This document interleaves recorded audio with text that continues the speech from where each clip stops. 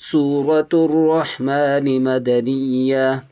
بسم الله الرحمن الرحيم. الرحمن علم القرآن خلق الإنسان علمه البيان.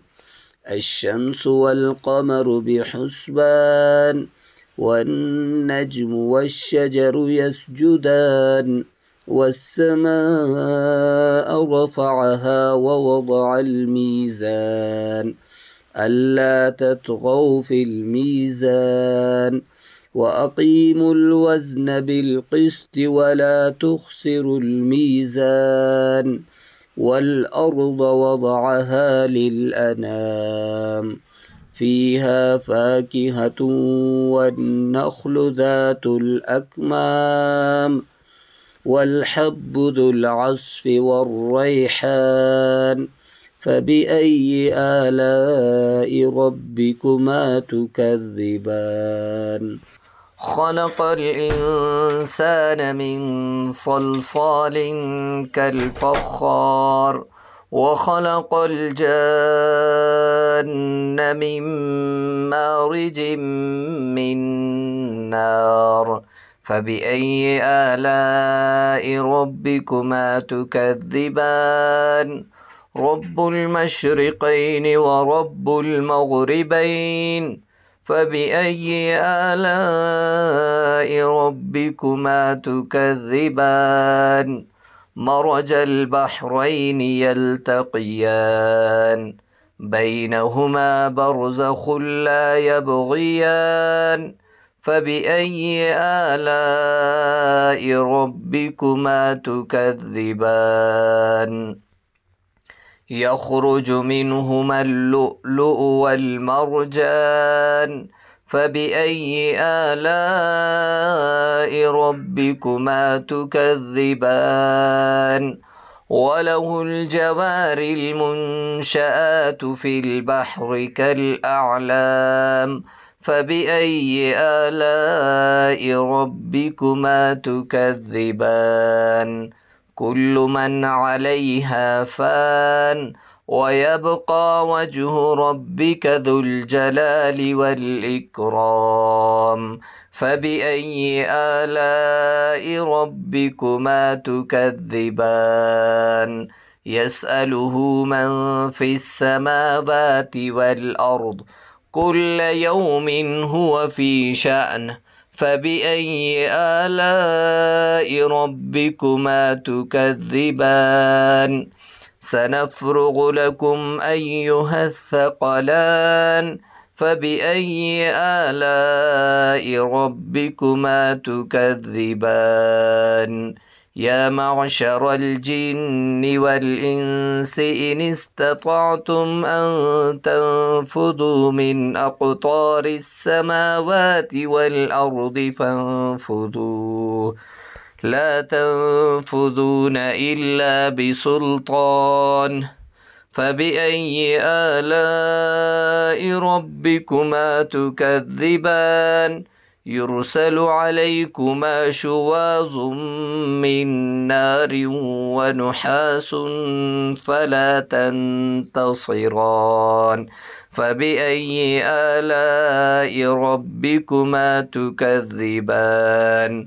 فإذا انشقت السماء فكانت وردة كالدهان فبأي آلاء ربكما فيومئذ لا يسأل عن ذنبه إنس ولا جان فبأي آلاء ربكما تكذبان. يعرف المجرمون بسيماهم فيؤخذ بالنواصي والأقدام فبأي آلاء ربكما تكذبان. هذه جهنم التي يكذب بها المجرمون يطوفون بينها وبين حميم آن فبأي آلاء ربكما تكذبان ولمن خاف مقام ربه جنتان فبأي آلاء ربكما تكذبان ذواتا أفنان فبأي آلاء ربكما تكذبان فيهما عينان تجريان فبأي آلاء ربكما تكذبان فيهما من كل فاكهة زوجان فبأي آلاء ربكما تكذبان متكئين على فرش بطائنها من استبرق وجنى الجنتين دان فبأي آلاء ربكما تكذبان فيهن قاصرات الطرف لم يطمثهن إنس قبلهم ولا جان فبأي آلاء ربكما تكذبان كأنهن الياقوت والمرجان فبأي آلاء ربكما تكذبان هل جزاء الإحسان إلا الإحسان فبأي آلاء ربكما تكذبان ومن دونهما جنتان فبأي آلاء ربكما تكذبان مدهامتان فبأي آلاء ربكما تكذبان فيهما عينان نضاختان فبأي آلاء ربكما تكذبان فيهما